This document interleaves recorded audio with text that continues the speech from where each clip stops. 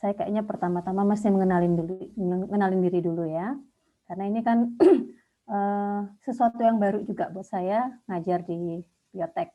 Jadi saya kira ini pertemuan pertama ya, mungkin sekalian perkenalan, sekalian saya juga pengen tahu sebetulnya terus dijelaskan agak lebih panjang gitu ya. Nah, ini ya yang akan saya sampaikan hari ini. Nah, kemudian ini beberapa capaian pembelajaran yang ditugasin ke saya. Ini ada ciri-ciri mikroba dan segala macam, dan hostnya bagaimana.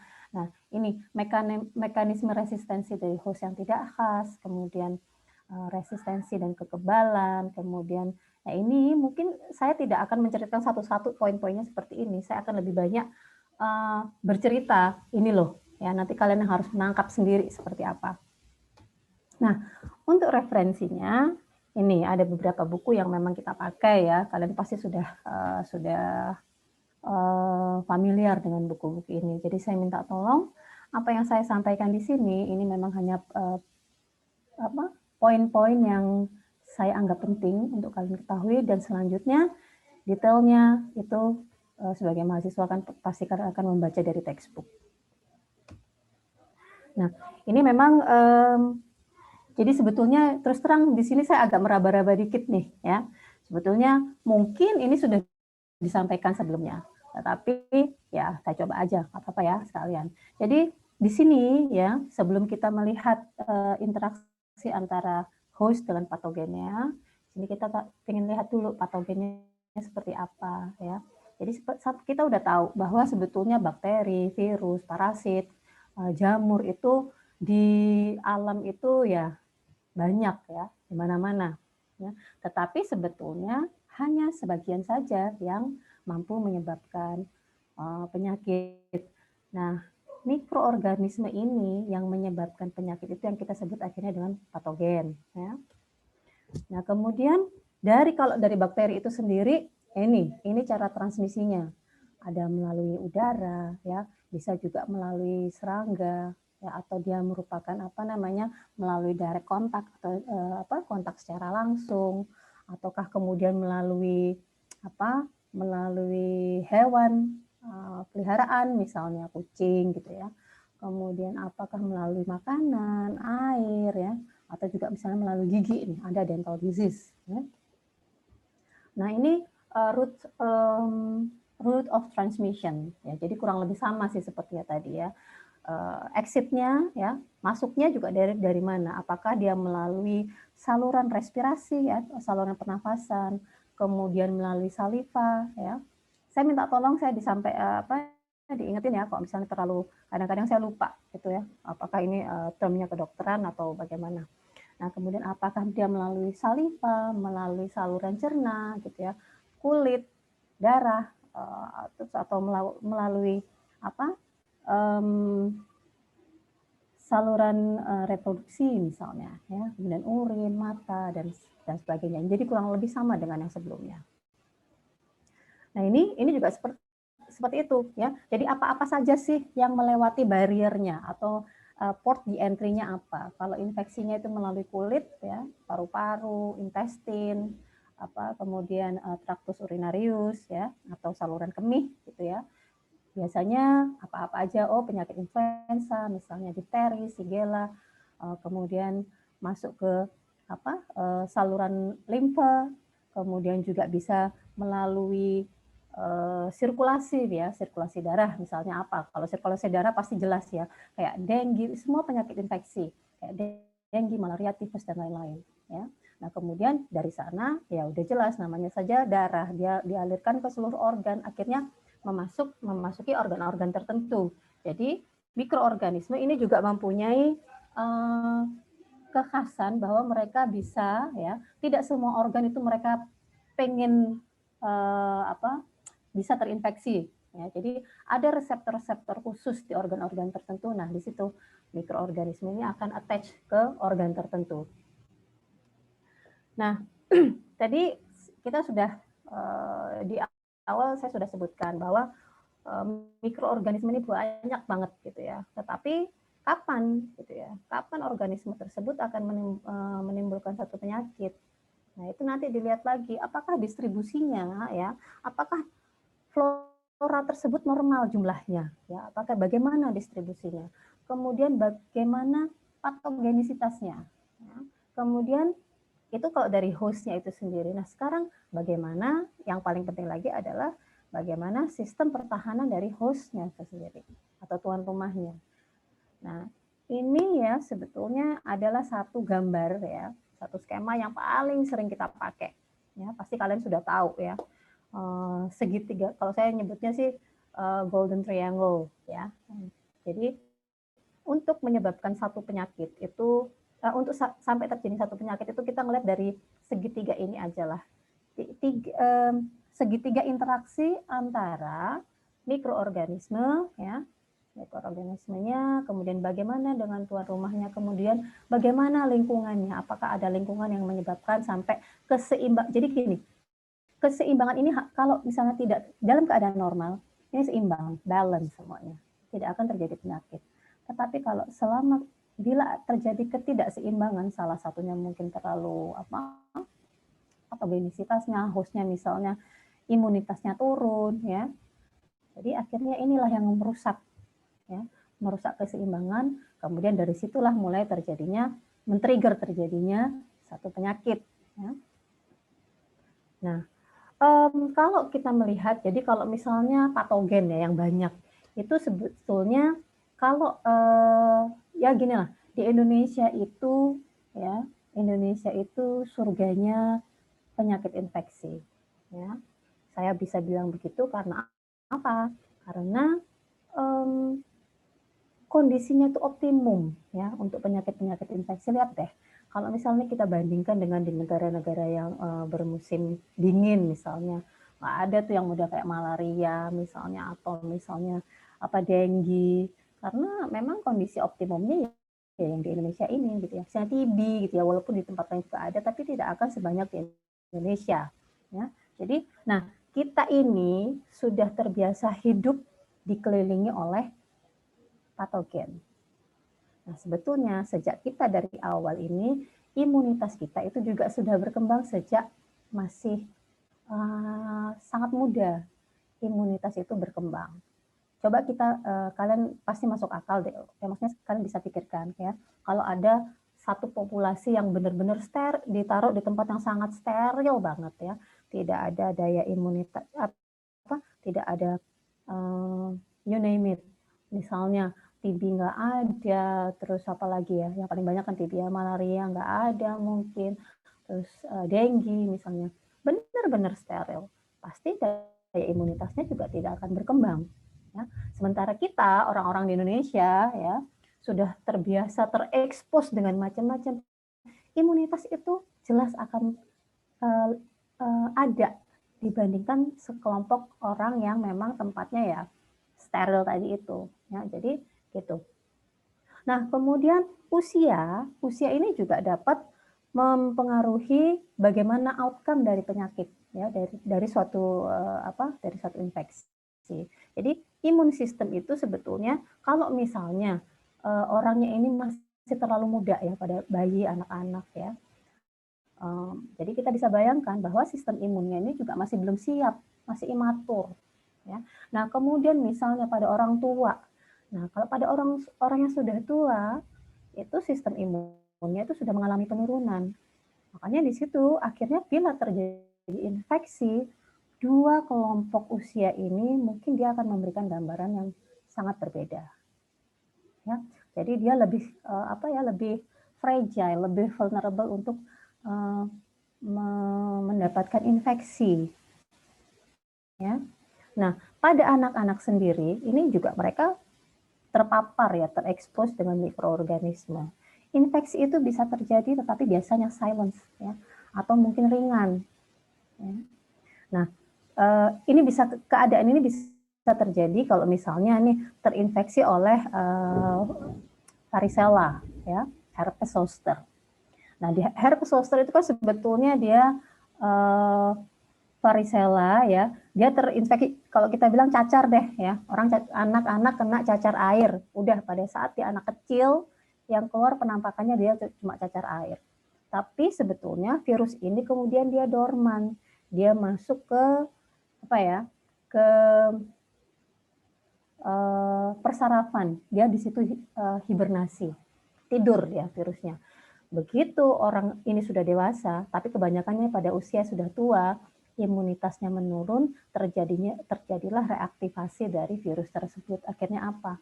Kembali lagi dengan gejala yang jauh lebih berat. Ya, itu yang kemudian kita sebut dengan herpes zoster. Nah, ini kurang lebih gambarannya kalau untuk satu penyakit itu seperti itu. Ya, nah sekarang tadi kan sudah ada tuh ya interaksinya antara patogen kemudian dengan host ya. Gimana sih sebetulnya antara patogen dengan host ini bisa kok interaksinya seperti apa? Nah, ini diperantarai oleh molekul surface molecules yang disebut dengan adesin ya. Nah, ini dia nanti akan komplementari dengan surface reseptor pada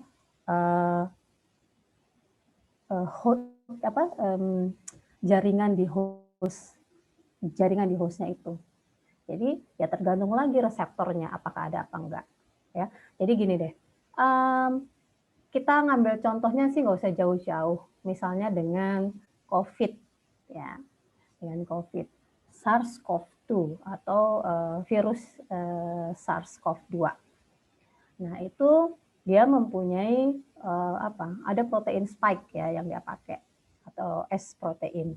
Nah itu kan dia harus attach dengan reseptor yang khusus di hostnya, yaitu ACE2 reseptor.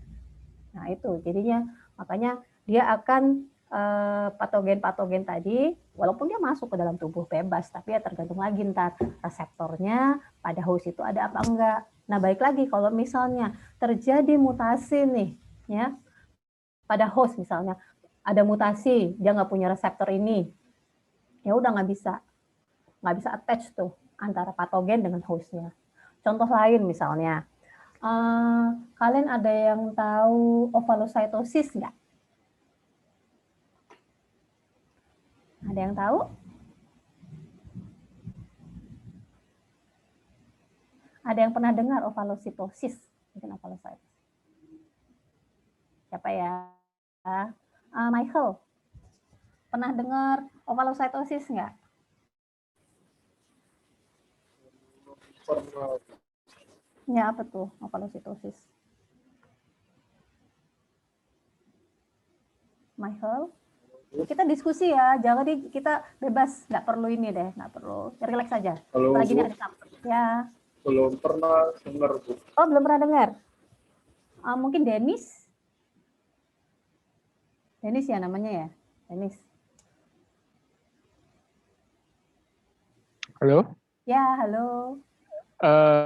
Saya juga belum pernah dengar. Belum pernah dengar ya. Mungkin ada yang sudah pernah dengar apa itu ovalositosis?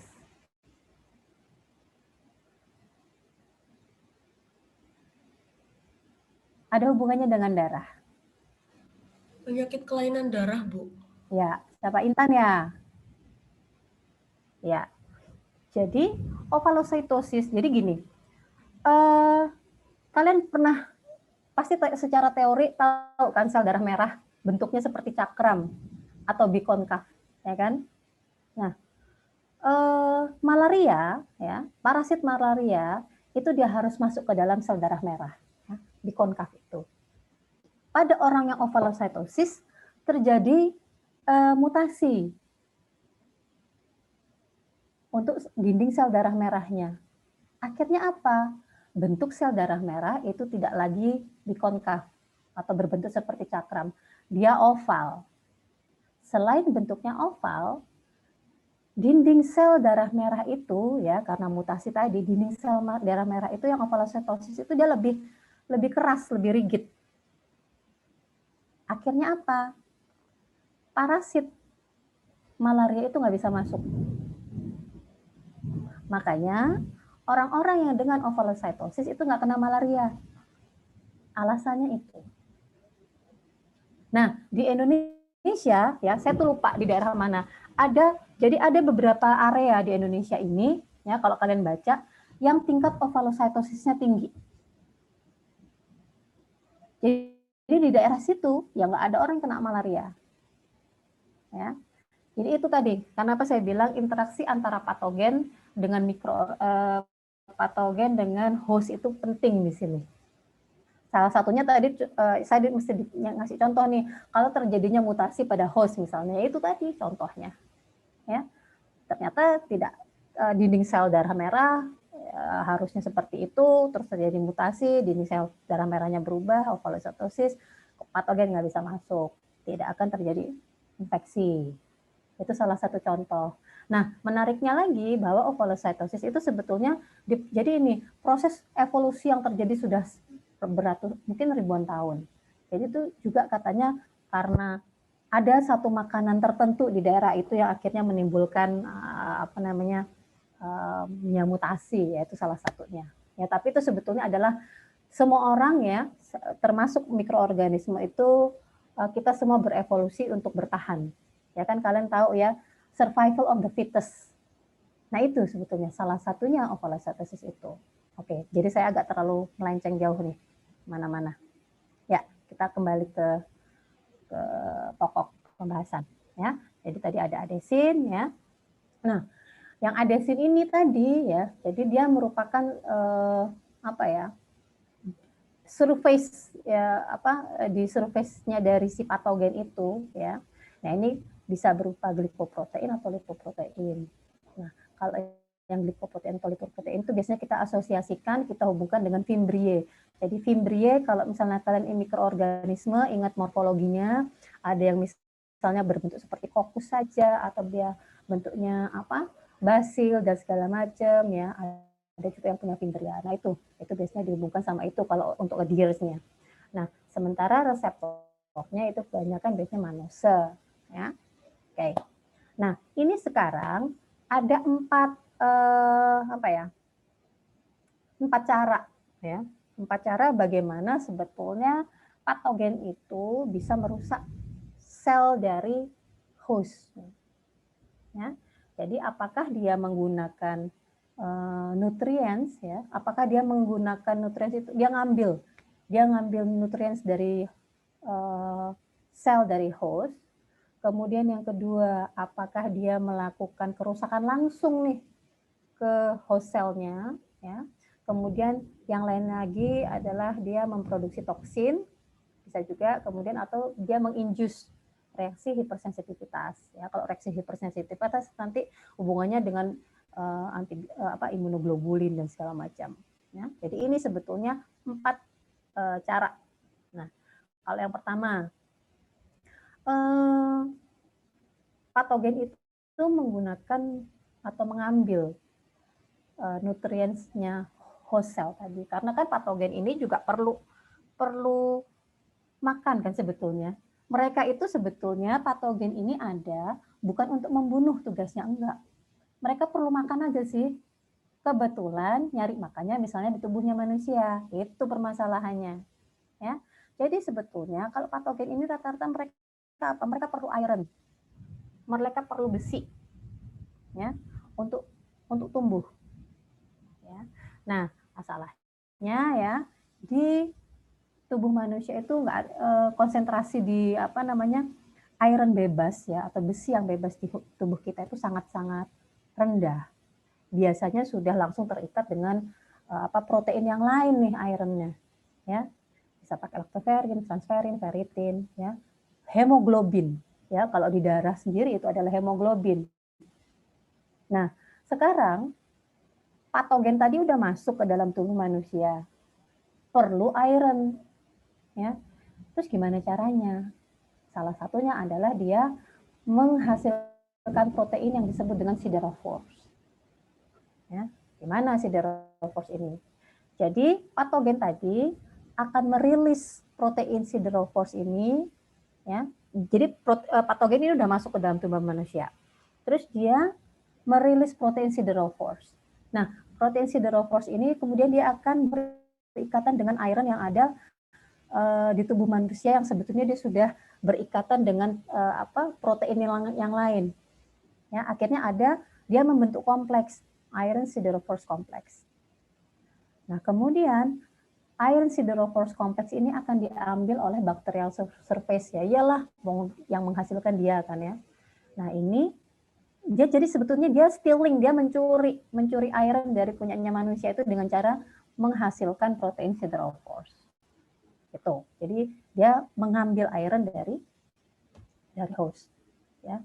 Ini ada juga ya, patogen itu dia tidak menghasilkan siderophores, tapi dia langsung berikatan dengan kompleks iron transport protein tadi atau dengan hemoglobin misalnya. Dia langsung ngambil ironnya dari situ, nggak perlu lagi pakai siderophores kan dibikin seperti fasilitator ya sebetulnya, dia nggak perlu, dia langsung berikatan dengan protein transport itu. Ya. Nah, akhirnya apa?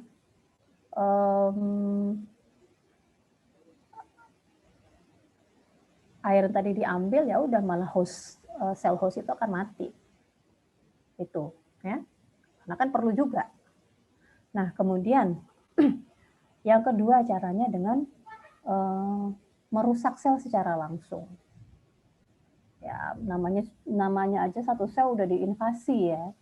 Begitu dia masuk patogen, dia mengambil nutrisi ya. Selain dia mengambil nutrisinya, hasil dari metabolismenya itu dibuang di situ juga. Nah, ini bersifat toksik untuk sel host. Akhirnya sel host juga akan mati, ruptur. Selain itu ya, selain dia mengalami metabolisme di dalam sel host, kan dia memperbanyak diri.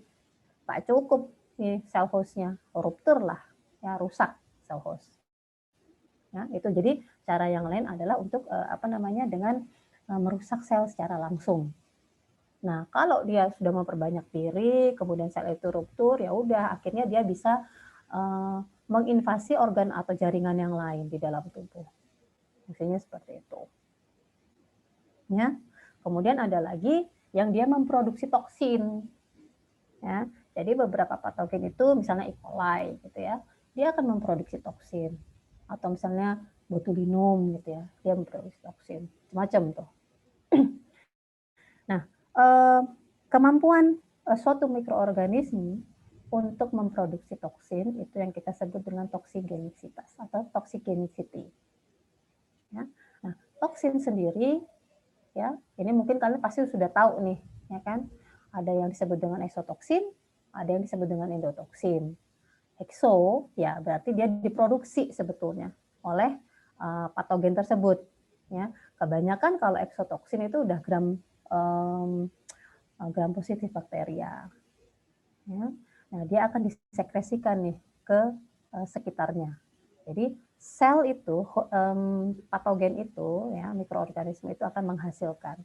Beda dengan endotoksin. Endotoksin itu adalah bagian dari dinding sel si patogen. Ya. Jadi dia sebetulnya bagian dari ini outer membran dari dinding sel tersebut. Nah, makanya nanti akan beda nih antara eksotoksin dengan endotoksin. Ya. Nah ini tabel ini kurang lebih adalah rangkuman ya sebetulnya perbedaan antara eksotoksin dengan endotoksin. Ya. Source-nya gitu, kalau eksotoksin kebanyakan gram positif sama gram negatif. Nah kalau endotoksin itu kebanyakan hanya gram negatif bakteri saja. Nah kemudian kalau kalian lihat ya, tadi saya sudah sampaikan kalau eksotoksin ya memang dia diproduksi gitu, ya diproduksikan oleh si bakteri tersebut. Kalau endotoksin ya dia sebetulnya bagian dari dinding sel, ya. Nah ini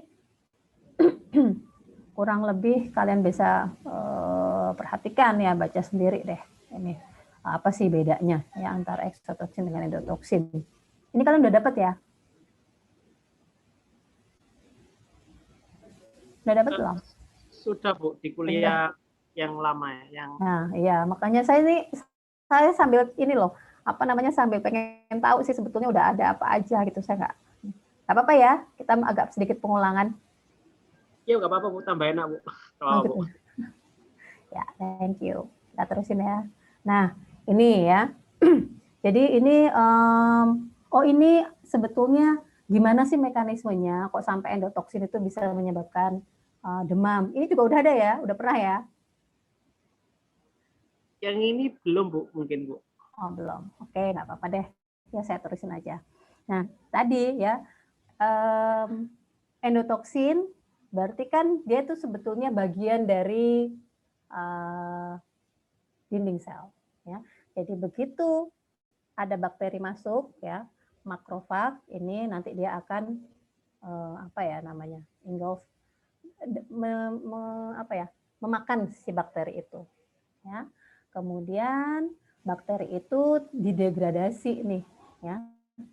Didegradasi karena dia rusak, ya dinding selnya juga pasti rusak. Nah, endotoksin itu mulai lepas gara-gara dirusak nih sebetulnya oleh si makrofag, ya. Nah, karena si endotoksinnya itu lepas, nah endotoksin itu sendiri yang dia akan menginduksi makrofag untuk menghasilkan sitokin, ya. Jadi gara-gara dinding selnya dihancurin sama makrofag, ya udahlah kita menginduksi ini produksi sitokin, interleukin 1, TNF alfa. Nah, sitokin ini akhirnya dilepaskan masuk ke dalam aliran ke dalam darah, ya. Terus kemudian dia ini akan mencapai hipotalamus di otak. Setelah dia mencapai hipotalamus di otak, ya, dia dia di situ ada kayak di otak itu, di hipotalamus itu ada kayak modelnya kayak termostat gitu loh. Ya ada switch off. Oh, ini mestinya temperaturnya dinaikin, ya, di situ di hipotalamusnya. Makanya akhirnya kemudian terjadi demam. Nah, jadi sebetulnya prosesnya seperti ini terjadi demam itu. Jadi kalau misalnya ada orang kena infeksi, ya, kena infeksi terus macam-macam ya, orang datang ke dokter misalnya, oh ya dok, saya sudah 3 hari ini demam gitu ya. Nah, sebetulnya demam itu kita udah langsung tahu, oh ini sedang terjadi sesuatu nih di dalam tubuhnya. Berarti ada reaksi antara tubuh, ya, dengan patogen. Jadi itu sebetulnya sebagai salah satu salah satu ciri terjadinya infeksi. Nah, lain lagi kalau misalnya saya bawa contohnya yang lain nih. Kalau mungkin kalian juga sudah pernah dapat barangkali ya untuk malaria misalnya. Itu kan dia menghasilkan jadi dia punya patternnya demamnya. Nah, itu buat mahasiswa kedokteran itu penting karena oh ya dia akhirnya bisa menentukan apakah kena dia falciparum malaria, ya, atau Plasmodium falciparum, Plasmodium malariae dan sebagainya. Itu. Nah, ini kurang lebih bagaimana interaksi antara host dengan patogen. Nah, kita hubungkan dengan bagaimana sih fase-fasenya pada orang yang terkena infeksi, ya. Jadi misalnya nih, kalian lihat yang di paling atas, ya, interaksi antara host dengan mikroorganisme, ya. Dilihat apakah dia baru encounter expose pertama masuk, ya. Kemudian dia sudah mulai memperbanyak diri nih patogennya nih ya pada kolonisasi atau entry.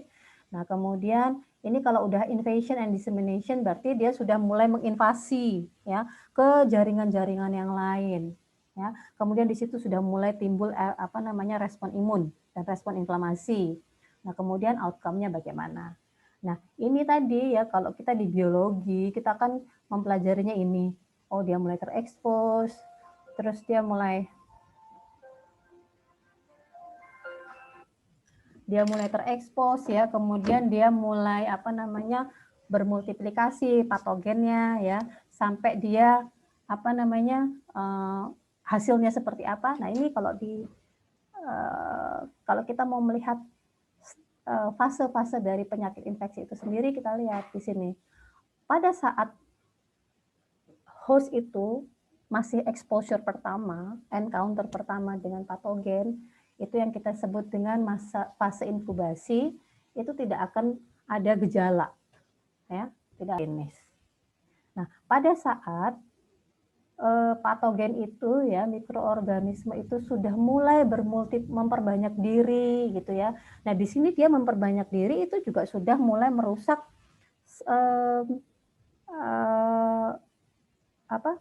sistem imun dari hostnya. Nah, ini sudah mulai ada kelihatan tanda-tanda awal ya. Simptom pertama itu udah mulai kelihatan. Kemudian clinical atau fase klinik benar-benar gejala dan simptom yang khusus untuk penyakit infeksi itu muncul. Ya, ini invasi dan diseminasi itu di sini. Ya. Nah, kemudian nanti tergantung lagi ke hostnya di sini. Apakah host itu mampu mengencounter semuanya nih konten? Oh ya udahlah, dengan sistem imun udah bisa kita habisin tuh mikroorganisme. Kalau begitu caranya, udah simptom tidak akan berkepanjangan, gejala klinis stop. Dia akan sembuh. Full recovery. Soalnya balance jadinya, kronik dia. Kayak tadi misalnya yang herpes simplex, varicella zoster misalnya. Ya udah bisa bisa di pada fase awal yang pertama infeksi bisa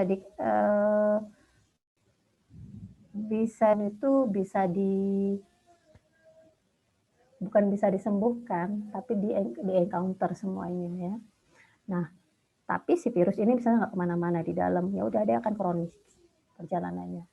Atau misalnya sama sekali sistem imunnya jatuh, drop, turun, akhirnya pada fase kematian. Nah, ini outcome-nya seperti itu. Ya.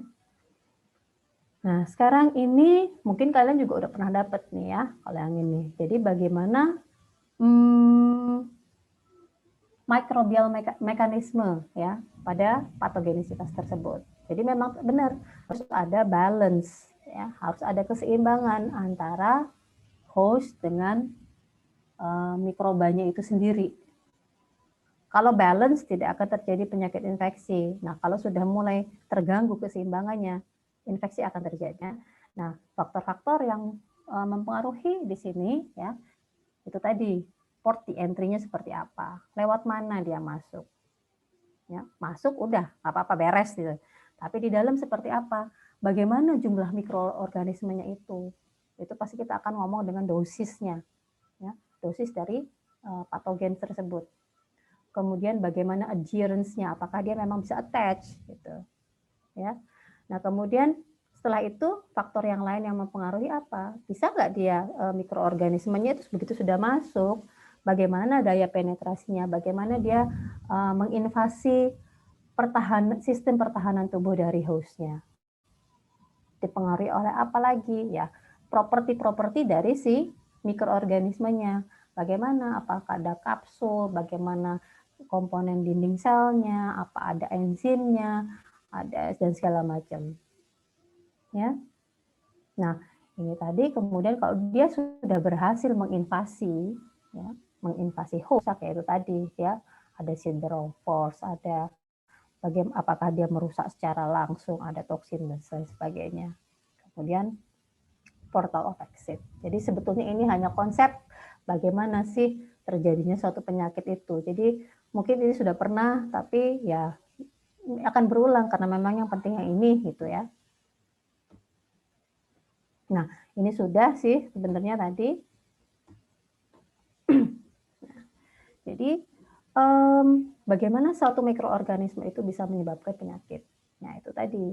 Itu ditentukan oleh kemampuan untuk masuk ke dalam hostnya. Kemudian kalau dia sudah masuk, bagaimana dia mengkolonisasi, ya, dia memperbanyak diri, menginvasi, gitu. Kemudian bagaimana kemampuan dia untuk penetrasi jaringan tersebut. Kemudian yang ketiga yang paling penting adalah bagaimana dia bisa menghindar dari sistem imun, gitu. Sistem imun, dan kemudian terus merusak sel tersebut. Ya. Nah ini mungkin kalian juga sudah ya tentang virulensi, ya. Jadi kalau misalnya virulensinya itu tinggi, kalau kita cuma memerlukan sejumlah kecil saja dari mikroba itu untuk menyebabkan penyakit dengan gejala yang berat. ya. Jadi macam-macam kan komponennya kalau untuk virulensi faktornya ya. Nah, jadi sebetulnya kalau belajar dari cerita kita yang di belakang, mekanisme terjadinya suatu penyakit itu sangat kompleks. Ya, jadi dia nggak cuma straightforward begitu aja. Banyak sekali faktor yang bisa menyebabkan, yang mempengaruhi apakah penyakit itu akan bermanifestasi atau tidak. Ya. Nah, kemudian ini bagaimana sebetulnya infeksi itu di awal terjadi. Ya, jadi kalau misalnya encounter yang pertama ya dengan organisme dengan satu patogen misalnya, ya dilihat sebetulnya apakah jumlahnya, dosisnya, si dosis mikroorganisme itu udah cukup apa belum. Ya. Kemudian dia memasuki port di entry-nya apa enggak. Ya. Sekarang gini, tubuh manusia ini, ya kalau kalian ingat bahwa normal flora itu kan ada ya, misalnya di kulit, misalnya Staphylococcus epidermidis, ya di saluran pernafasan, ada Staphylococcus aureus dan sebagainya. Nah, mereka hidup di sana baik-baik saja kok. Tapi kenapa pada suatu keadaan tertentu bisa menimbulkan penyakit? Yaitu tadi mungkin karena imunnya hostnya turun misalnya. Tapi misalnya lagi nih, kalau misalnya ngomongin tentang yang insufficient numbers atau jumlahnya cukup apa enggak.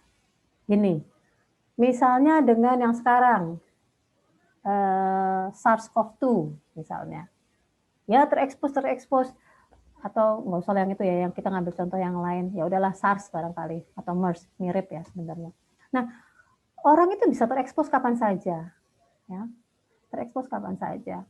Tetapi kalau dosis si virus itu nggak cukup untuk menyebabkan itu men-trigger suatu terjadinya penyakit, itu tidak akan bermanifest.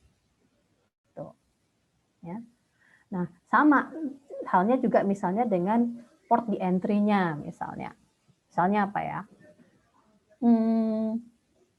Neisseria gonorrhoeae misalnya. Dia mestinya di mana? Itu kan STD ya, sexual transmitted disease.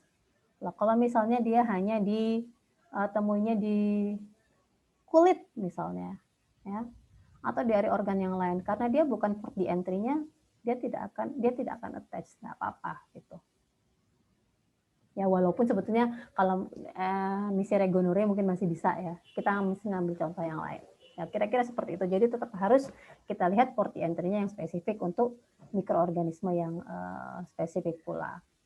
Nah, kemudian apakah kemudian ini tadi dia bisa melewati anatomical barrier. Jadi nanti ini ada hubungannya dengan innate immunity. Ya. Jadi normal anatomical barriers-nya apakah bisa dilewatin nih sama patogen tersebut, ya. Misalnya nih, karena ada luka, gitu ya. Harusnya kan kulit intact, macam-macam nih mikroorganisme di sini, gitu ya. Tapi karena intact nggak ada luka ya nggak apa-apa, mandi selesai bersih lagi, ada lagi, tetap ada normal flora. Tetapi misalnya ada luka aja. Dia bisa langsung masuk ke bagian subkutan atau bagian di bawah kulit, atau malah mungkin misalnya lukanya yang dalam, dia masuk ke pembuluh darah misalnya. Nah, itu yang kemudian akhirnya menyebabkan penyakit. Misalnya ini contohnya Clostridium tetani ya. Orang yang kena tetanus misalnya. Ya kalau misalnya tidak ada luka, tidak ada apa-apa ya nggak apa-apa. Tuh. Nah, tapi begitu dia masuk ke dalam jaringan yang lebih di dalam ini ya, seputan, nah itu mulai bermasalah di sana. Nah, kemudian faktor yang lain adalah gangguannya dari respon imun, baik yang innate maupun yang adaptif. Ya. Nah, ini kalau kita berbicara tentang innate response, ya.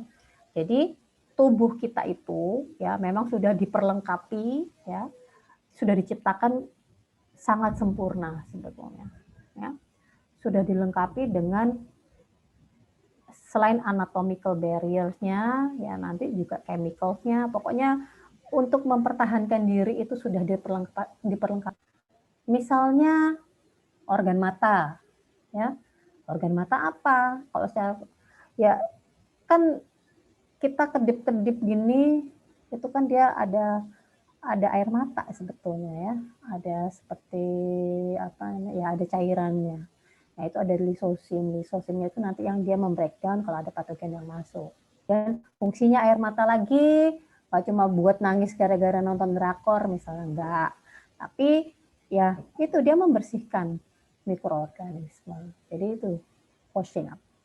Nah kemudian misalnya di kulit misalnya, selain dia sebagai anatomical barriers ya, selama dia tidak luka ya, secara physically dia mencegah patogen itu masuk ke bagian bawah sukutan. Nah, tapi di situ juga dia ada sebum ya, ada keringat dan segala macam.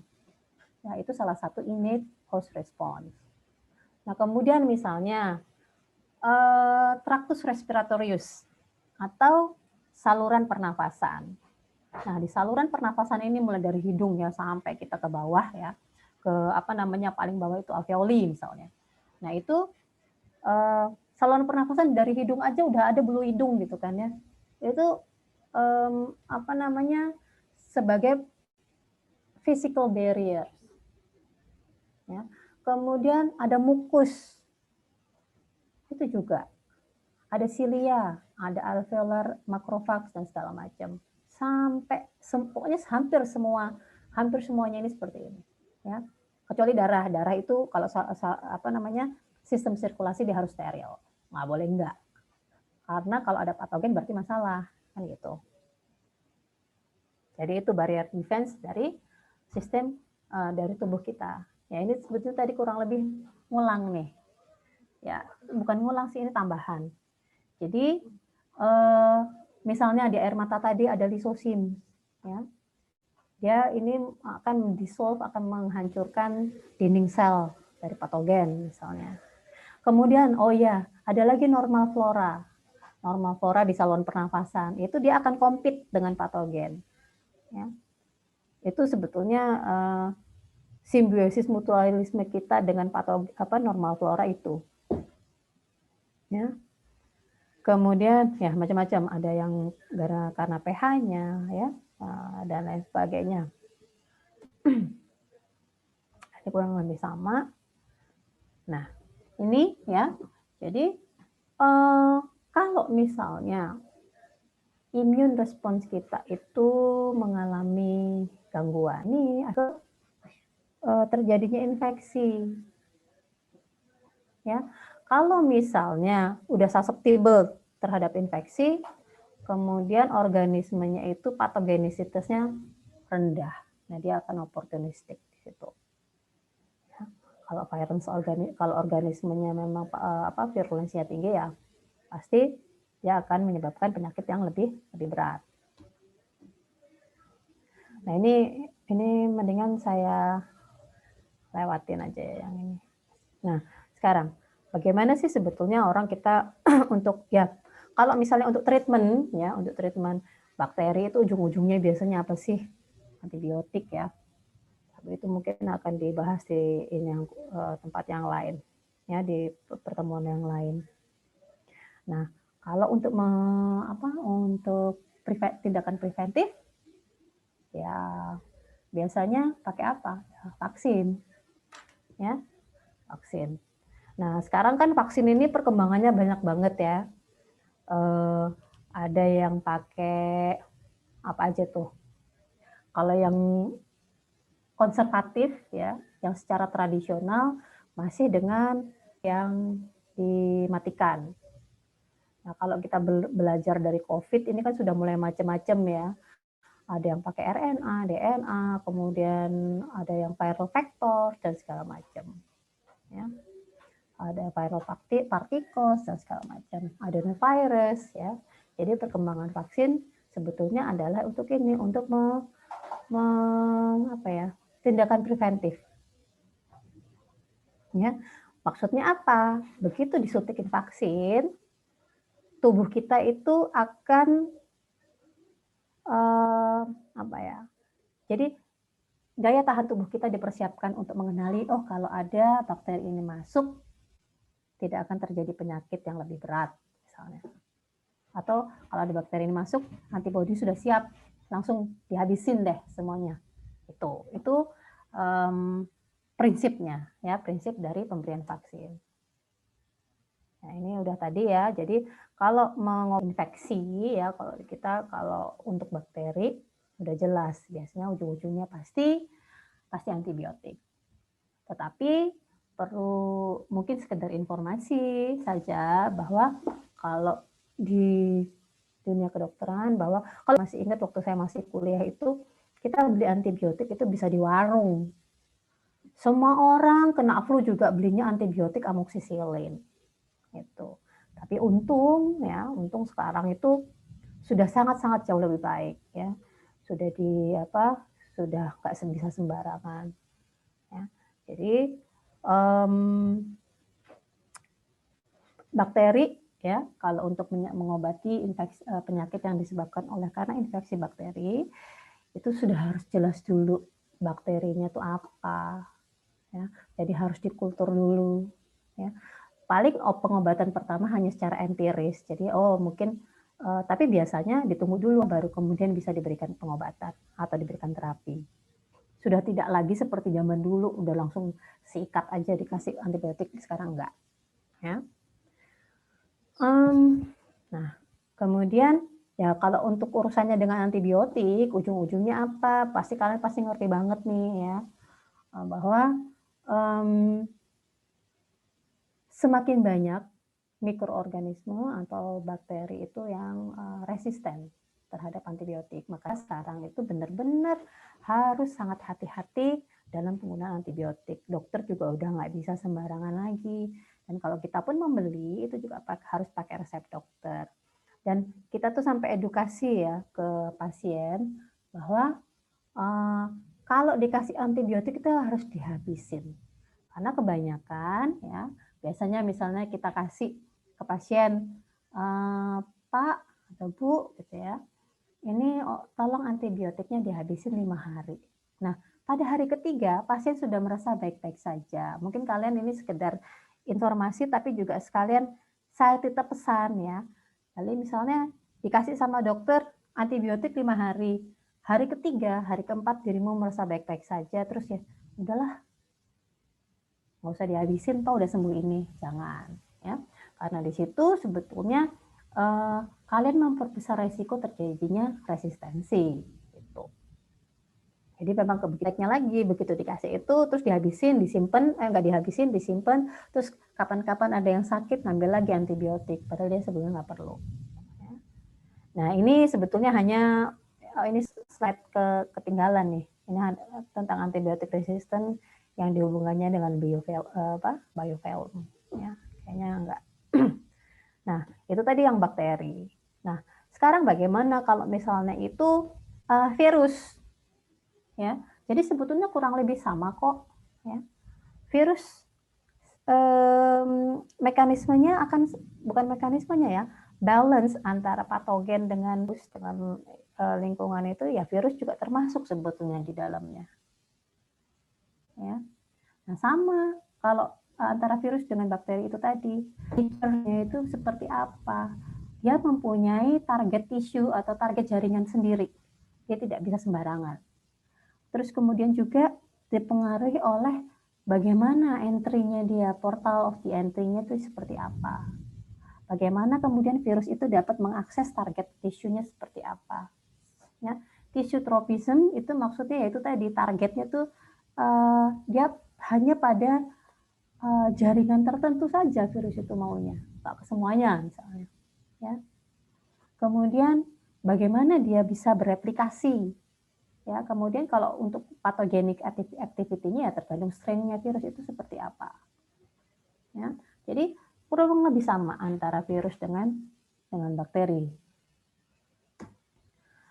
Nah, sekarang bagaimana sih sebetulnya virus itu dapat menyebabkan penyakit? Ya. Jadi ya itu tadi, kalau di virus ya dia sama, dia bisa menghancurkan sel dari host. ya. Kemudian juga lisogenik itu dia merubah sifat, gitu. Dia bisa merubah sifat dari hostnya sendiri. Itu virus. Nah, kalau yang ini ya, ini bagaimana patogenesis dari virus ya, mekanismenya seperti apa. Ya, jadi kalau dari virus ya pada saat dia masa inkubasi ya. Jadi biasanya pada masa inkubasi itu belum terjadi sama yang tadi, pada gejalanya tuh masih belum tampak sampai kemudian dia harus mencapai target tisu. Masa inkubasi virus itu kalau misalnya, jadi dia kadang tidak bisa langsung ke target tisu. Dia harus ada tempat replikasi pertama, kemudian dia harus menyebar ya. Ya kayak misalnya ini ya. Kita menghirup virus misalnya. Exposure pertama. Masuknya kemana? Misalnya ke saluran pernafasan. Nah, ini primary site replication, dia pertama replikasinya di situ. Tapi sebetulnya dia misalnya targetnya misalnya HIV, B atau segala macam, dia sebetulnya target tisunya ini. Nah, ini dia masih di sini, kemudian dia akan menyebar ya melalui pembuluh darah, kita sebut dengan viremia. Nah, kemudian dia akan mencapai target tisu. Jadi ini ya mulai dari dia masuk sampai dia ke secondary site sebelum dia masuk ke target tisu itu yang kita sebut dengan masa inkubasi. Jadi masa inkubasinya dia akan lebih lama kalau memang target tisunya terlalu panjang nih. Tapi bisa jadi primary site location ini juga ya si target tisu itu, berarti masa inkubasinya sangat cepat. Misalnya balik lagi nih, saya ngomongin tentang si COVID ya, SARS-CoV-2. Primary site-nya dia juga target tisunya dia, makanya dia cepat. Ya, beda dengan yang ini tadi nih. Yang misalnya cytomegalovirus ya, dia harus target tisunya di sini dulu. Gitu. Itu masa inkubasi. Ya. Ini kurang lebih sebagai informasi ya jadinya ya untuk kalian. Nah, ini kapan mulai terjadinya gejala-gejala di sini ya. Gejala-gejalanya itu hitungannya yaitu tadi sampai dia nih symptom of disease udah mulai harus ada di target tissue tersebut. Nah, bagaimana sebetulnya progression itu apa ya? Apa ya progression itu? Saya kehilangan kata-kata. Bagaimana ya perjalanannya sebetulnya dari penyakit-penyakit virus yang disebabkan oleh virus itu tadi, ya. Jadi ya itu tadi, gimana dia entry-nya seperti apa, mirip ya sama si bakteri tadi, ya. Kemudian bagaimana dia ada tadi tempat singgah, tempat mampirnya ini ada dulu kalau si virus seperti apa, ya. Masa inkubasinya, ya. Masa inkubasi di sini karena si virus tadi dia perlu untuk memperbanyak diri dulu dan kemudian menyebar masuk ke masa transit, tempat transit yang kedua ya atau secondary site. Ya, baru kemudian dia masuk ke target tissue atau jaringan target. Baru di situ kalau dia sudah masuk ke jaringan target, mulailah muncul karakteristik atau gejala yang memang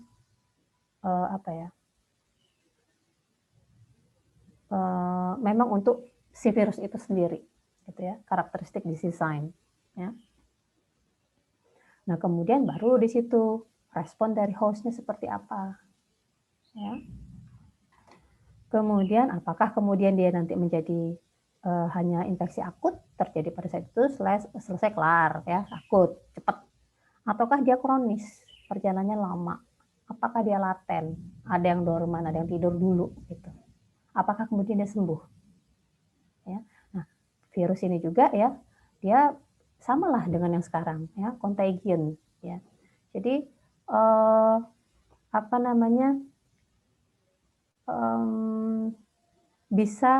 dia bisa ditransmisikan ke orang lain dengan sangat mudah.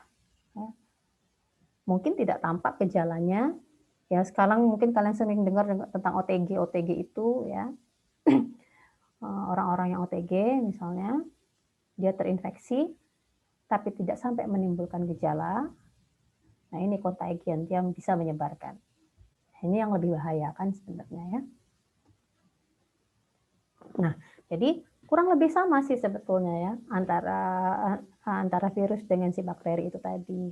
Ya.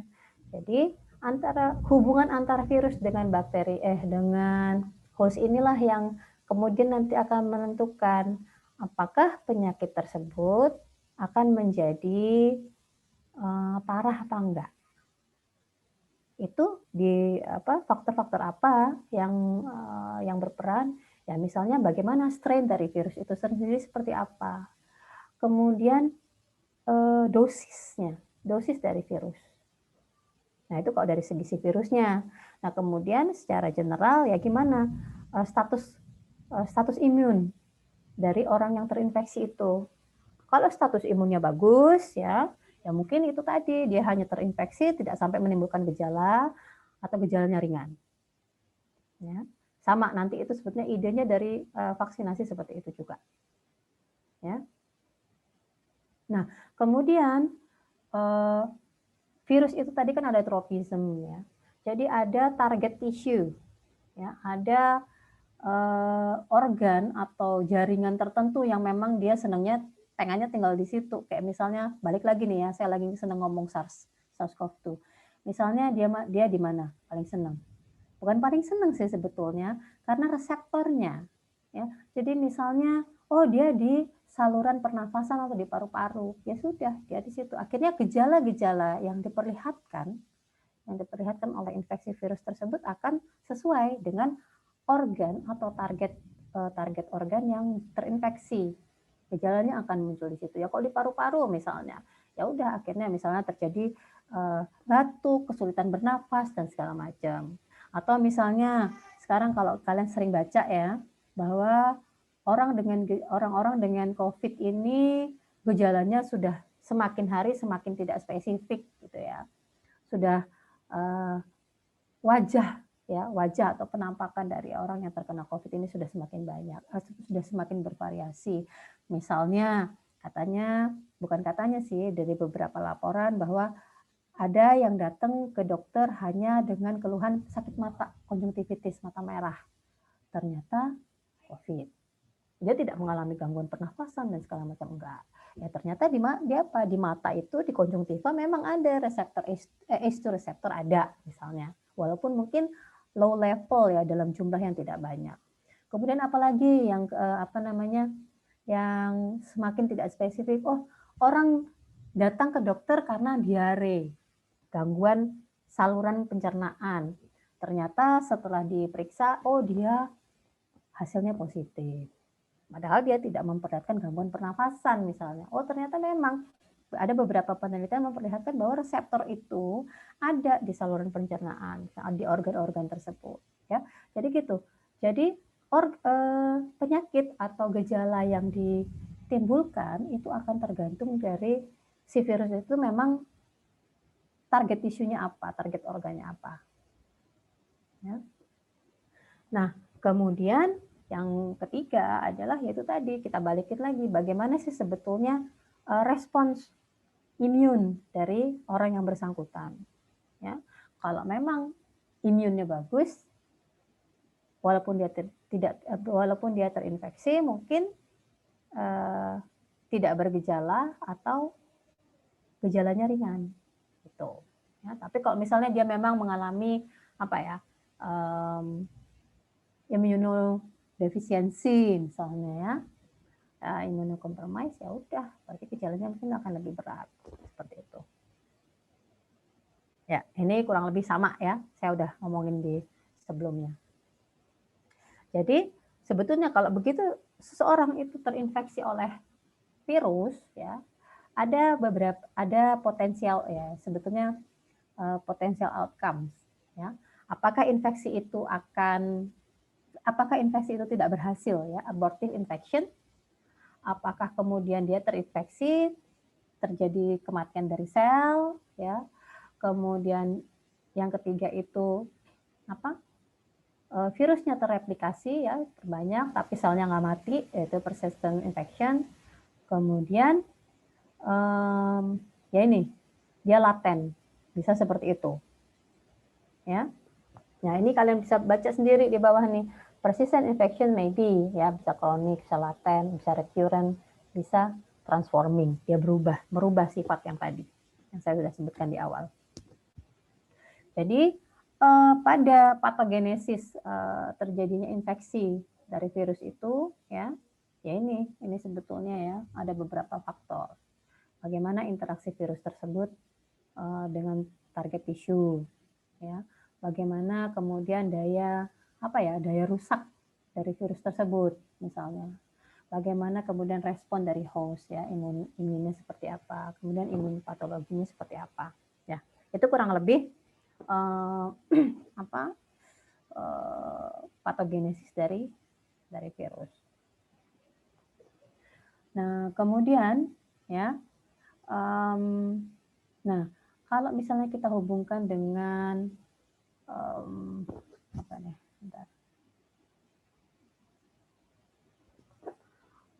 innate ya, immune response ya, sebetulnya kan tujuannya adalah untuk menghalangi supaya patogen itu nggak masuk. Kalau misalnya pun dia masuk, tidak menyebar, ya. Dan kalau bisa malah dieliminasi virusnya. Nah itu sebetulnya tujuan dari innate immune response, ya. Immune response lah secara keseluruhan.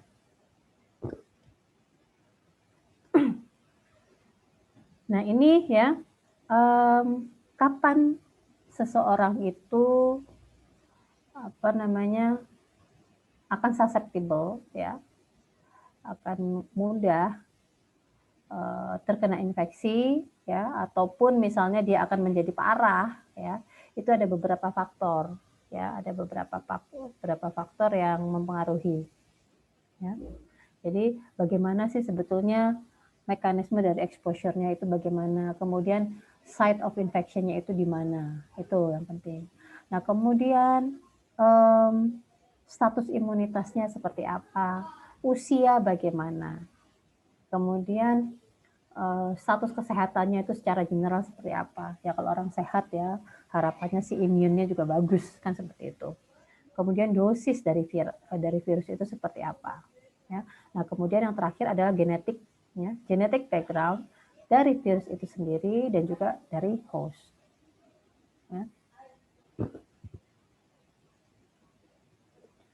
Nah ini kalau misalnya infeksi yang tidak tampak ini sebetulnya.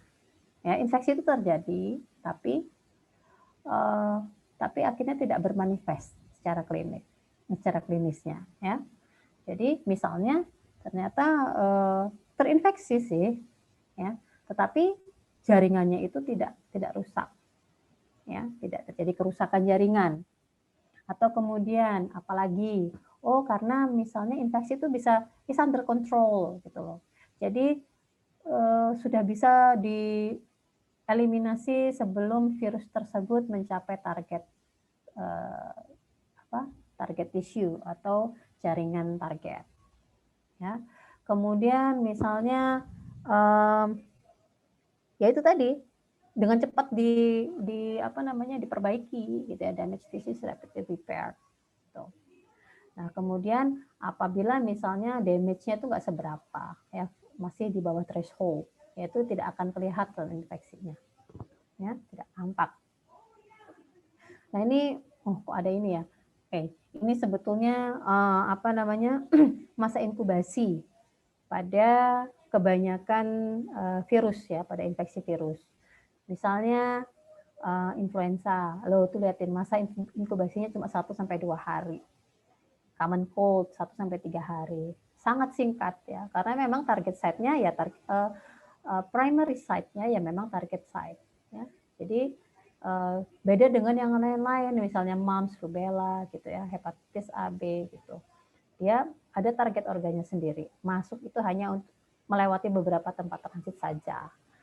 AIDS malah, ya, itu sampai panjang gitu ya masa inkubasinya. Nah, jadi kesimpulannya ya, infeksi dari virus itu sebetulnya bisa hasilnya itu nanti dia bisa akut atau kronis penyakit yang dihasilkan. Ya. Semuanya tergantung dari faktor-faktor yang tadi kita sudah sebutin tuh, terutama immune system. Ya. Terutama dari si immune system, kalau dari host, kalau dari virus ya virusnya itu sendiri seperti apa. Ya. Nah, ini kurang lebih adalah satu gambaran di mana apa ya? Di sini lihat yang biru ini menunjukkan virusnya ya. Jadi pada saat infeksi, kemudian yang hijau itu memperlihatkan penyakit yang terjadi pada saat itu juga. Jadi kayak misalnya tadi ya, influenza, common cold gitu ya. Ya virusnya ada, penyakitnya langsung terjadi, masa inkubasinya cepat. Nah gitu. Tapi kita lihat misalnya pada varicella zoster atau herpes simplex virus tadi. Dia pada saat penyakit pertama nih, pada saat anak kecil ya kena cacar air, ada virusnya, kemudian gejala klinisnya muncul ya cacar. Nah kemudian dia virusnya kelihatannya kemudian dia sembuh ya, sembuh sebenarnya sembuh sih, cuma sebetulnya virusnya ini dorman ya, dia masih ada di dalam tubuh tapi tidak ngapa-ngapain, tidur dulu tuh.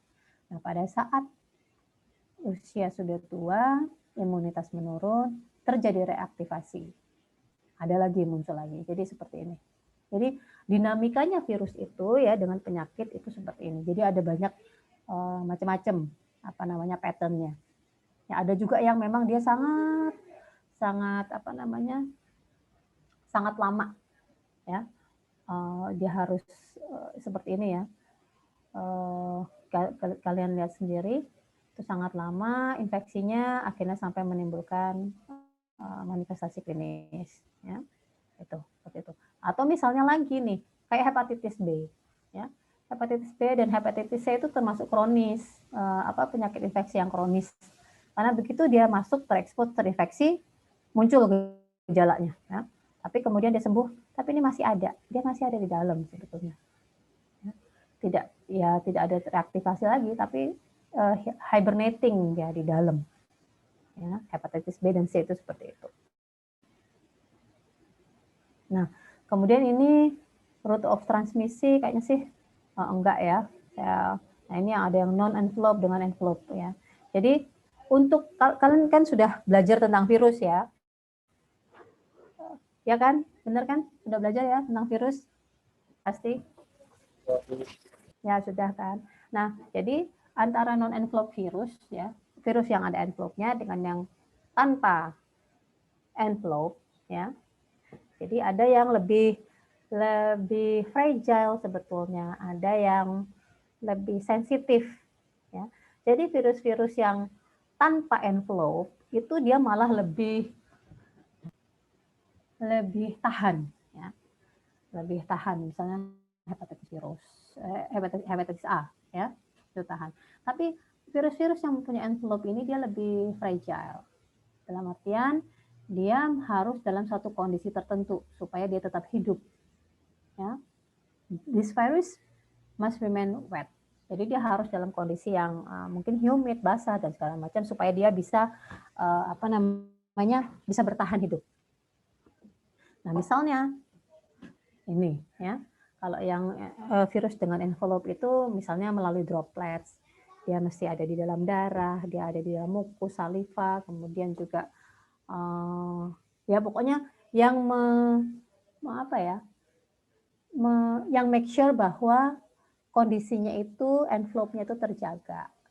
Nah, tetapi biasanya virus-virus yang mempunyai envelope ini dia malah lebih labil ya terhadap treatment baik itu asam maupun deterjen. Balik lagi kayak masalah si SARS-CoV-2, dia kan ada envelope-nya tuh ya. Makanya dia sebetulnya sangat labil dengan deterjen misalnya. Makanya itu alasannya kenapa sering, misalnya kita harus cuci tangan dengan sabun misalnya, itu karena dari sifat virusnya itu sendiri. Ya, beda dengan yang misalnya dengan non-enveloped virus, dia lebih tahan terhadap pemanasan, lebih tahan terhadap deterjen, kemudian lebih terhadap pada misalnya pH yang ekstrim, ya kemudian juga pada temperatur. Ya, kalau ini kan enggak, yang berenvelope. Jadi yang envelope itu lebih manja. Nah, kemudian bagaimana transmisi dari virus itu, ya? Jadi sama sih dengan yang si bakteri tadi, bisa melalui saluran pernafasan, ya, bisa melalui fecal oral transmission, ya, dari makanan, minum dan segala macam. Kemudian bisa langsung kontak, ya, dari kontak maupun indirect kontak bisa. Kemudian zoonosis, ya, bisa juga melalui darah, ya. Kemudian social contact, kemudian bisa juga karena maternal neonatal transmission. Jadi diturunkan, ya, ditularkan dari ibu ke janin, itu bisa. Jadi kayak misalnya rubella, ya, cytomegalovirus, ya, HIV, ya. Kemudian ini genetik bisa seperti itu, dan ya ini di bawahnya apa? Nah, itu aja kayaknya sampai situ. Nah, ini major target tissue of viral disease, ya. Kan tadi kalau primary, secondary site tempat transit aja nih. Tapi ada major target tissue. Jadi kalian bisa lihat sendiri, ya. Misalnya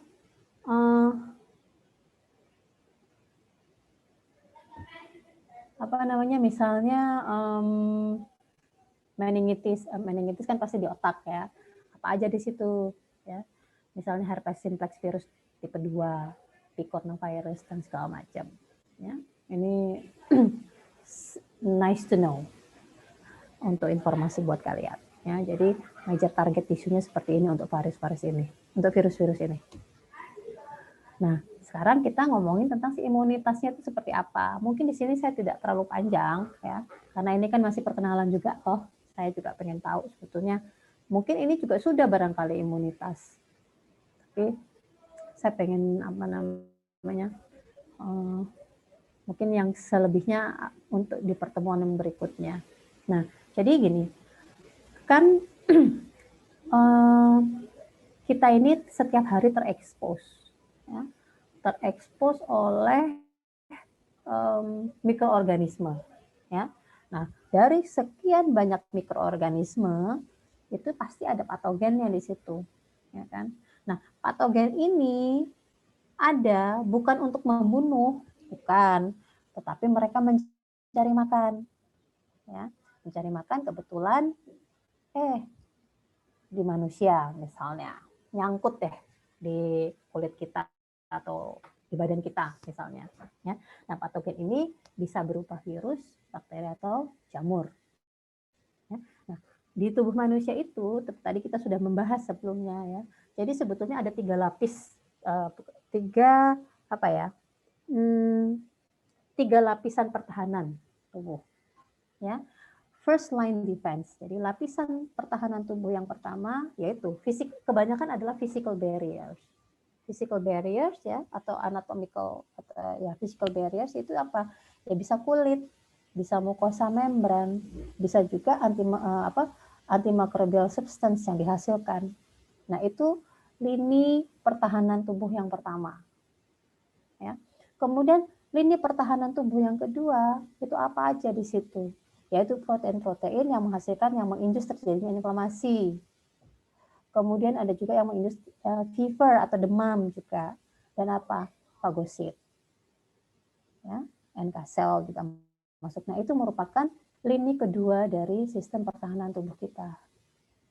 Sistem pertahanan tubuh pertama, ya, dan kedua ini yang disebut dengan innate immune system. Nah, kemudian kalau sudah mulai, jadi pertama, ya, ini dulu yang menghadapi. Di sini gagal, line kedua. Line kedua gagal, baru masuk ke line yang ketiga. Di sini sudah memakai humoral dan cellular immunity. Dan yang ketiga ini yang disebut dengan adaptive immune system. Di adaptive immune system yang terlibat di situ apa? Yang terlibat di situ limfosit kebanyakan, ya. Karena di situ mulai apa? Mulai kita melibatkan B cells, T cells, ya. Masih ada memorinya nih. Dia udah mulai spesifik. Ya. Makanya nanti bedanya antara innate immune system, ya, dengan adaptive immune system. Kalau innate ini, ya, innate immune system, dia responnya langsung cepet. Ya iyalah, skin udah ada di situ gitu ya. Kemudian sitokin dan segala macam, makrofag, dendritic cell, semuanya ada di situ, di perifer, jaringan perifer. Itu yang pertama, cepat dia. Tapi dia bisa merespon dengan cepat, tetapi dia tidak spesifik. Kebayang ya, di depan ini paling luar ini dia jadi tameng gitu ya, jadi shieldnya. Apapun itu masuk, datang deh gitu. Tapi dia jadinya apa? Dia responnya cepat, namanya aja tameng, melindungi saja apapun yang masuk, berarti dia tidak spesifik. Sama, yang second line juga begitu, tidak spesifik. Nah, begitu sudah masuk di sini, memang itu sudah pertahanan yang terakhir. Dia di situ mulai spesifik, dia harus mengenali dulu antigennya. Dia tidak cepat, ya prosesnya tidak adaptif itu tidak akan secepat yang innate immune system. Ya. Karena masuk akal dong, yang satunya siapapun itu dah boleh deh gitu. Ya. Ya kenalan langsung, oh ya udah kelar gitu. Tapi dia tidak akan mengingat. Tapi yang di dalam ini dia mesti kenalan dulu gitu. Ya akhirnya dia langsung ada mempertahankan diri misalnya, yaitu dia perlu waktu tetapi dia langsung spesifik. Ya. Nah, kalau misalnya tadi ya untuk yang adaptive immune system, nah sekarang kita ngelihat dari tabel ini deh. Ya, dari tabel ini memperlihatkan sebetulnya sel-sel apa aja gitu yang diperlukan untuk innate atau adaptive immune system. Ya, jadi kayak misalnya sel darah putih ini ya, white blood cell. Kan di situ ada basofil, eosinofil, neutrofil ya, monocyte, dendritic cell, NK cells ya, itu masuk ke innate. Ya. Dia dia nggak spesifik gitu, dia nggak perlu mengenali antigen tertentu. Ya. Beda nanti dengan plasma, dengan T cells, dengan B cells. Ya. Kalau sudah adaptif, dia masuknya ke sini. Ya, dia sudah mulai mengenali antigen tertentu. Dia sudah mulai memproduksi antibodi yang tertentu khusus untuk antigen itu. Ya. Nah, sekarang kalau misalnya tadi nih first line defense, ya tadi skin, mukus, jadi skin, mukus dan mukus membran. Nah, itu sebetulnya adalah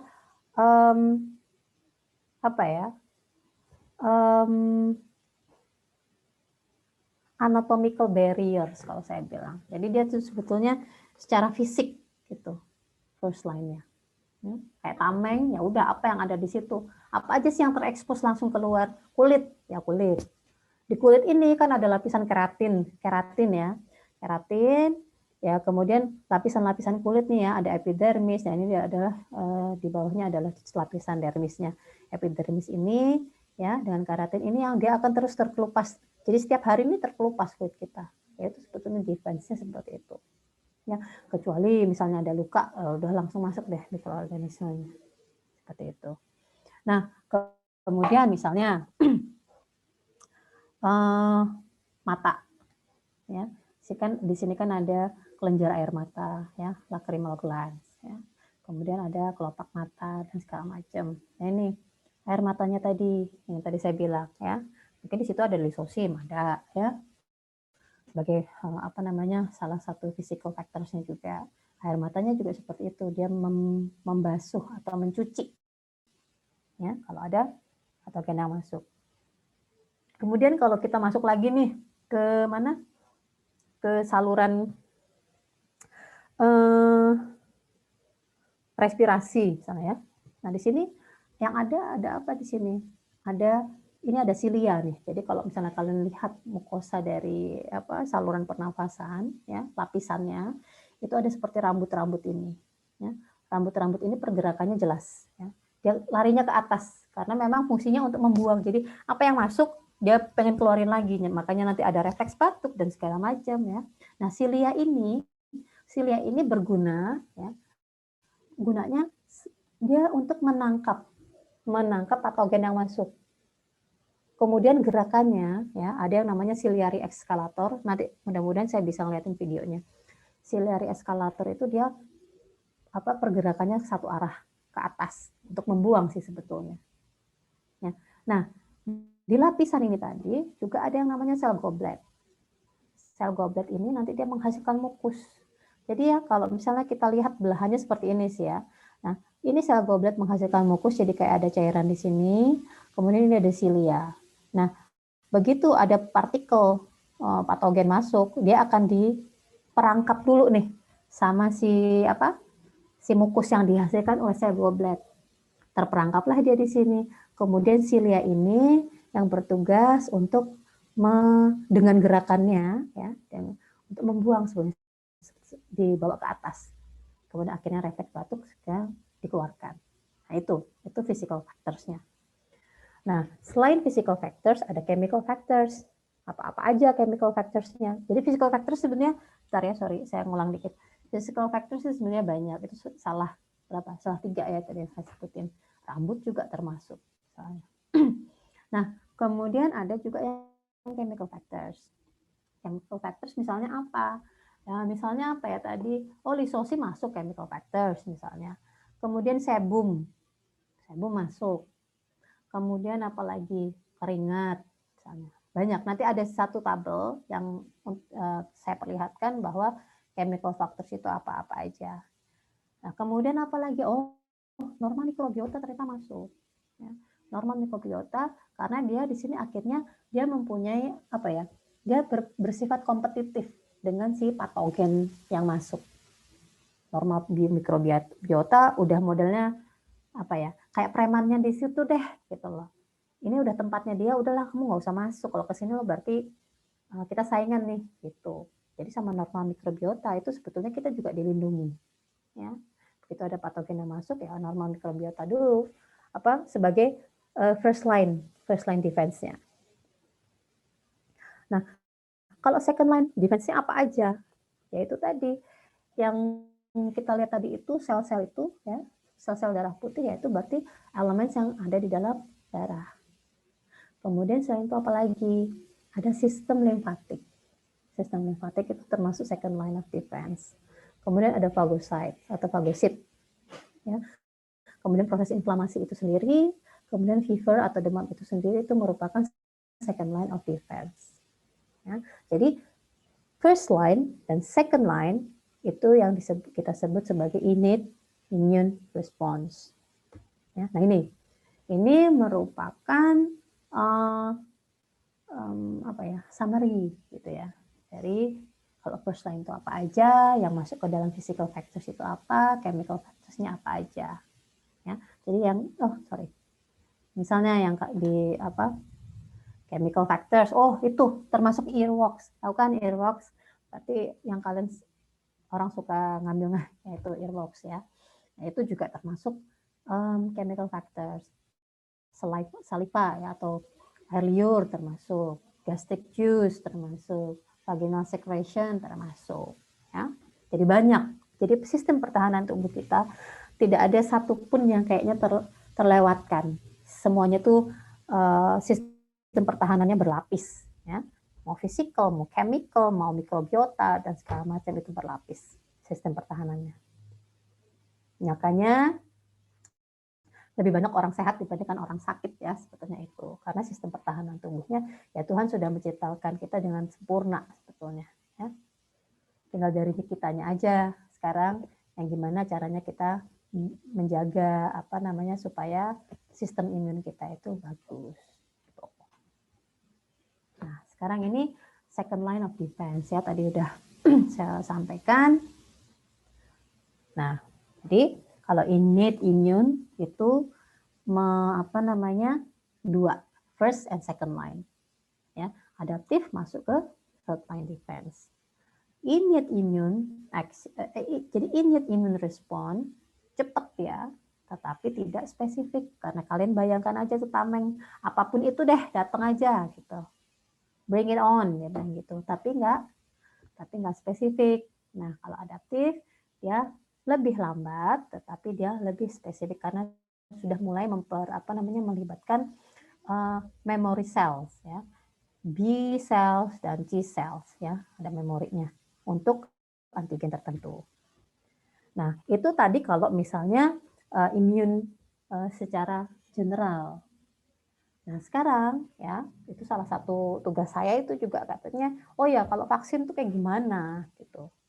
Nah, sementara kalau misalnya vaksin itu sebetulnya yang kita bukan yang kita sih, yang terlibat di situ ya dua-duanya ada, innate immune systemnya ada, adaptive immune systemnya juga ada, ya. Jadi pada saat seseorang diinjeksi dengan vaksin, ya, nanti komponen-komponen yang ada di dalam vaksin ini akan diambil oleh APC atau antigen presenting cells, ya. Antigen presenting cellsnya apa aja?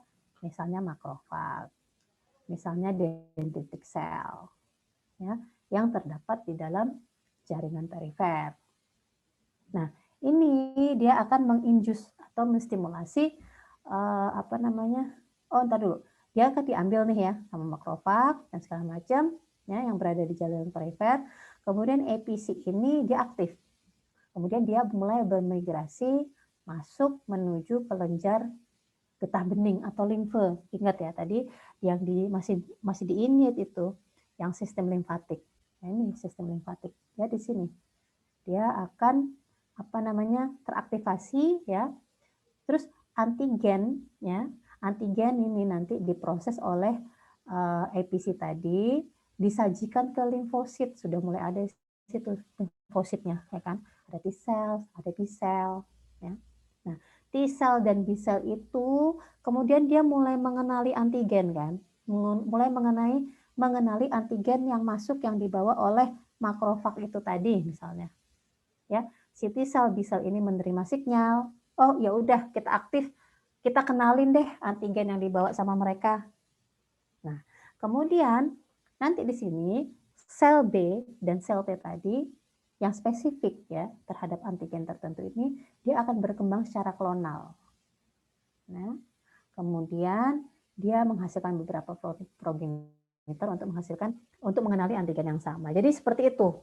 Ya, dia sudah menghasilkan T cell atau B cell yang sudah mengenali ya antigen yang dibawa masuk oleh si makrofag. Makrofag ya dapatnya dari vaksin tadi. Jadi sebetulnya ini merupakan dasar dari vaksin itu seperti apa. Ya, saya kira itu kuliah saya hari ini. Mudah-mudahan jelas. Mudah-mudahan tidak terlalu cepat. Apa saya terlalu cepat ya?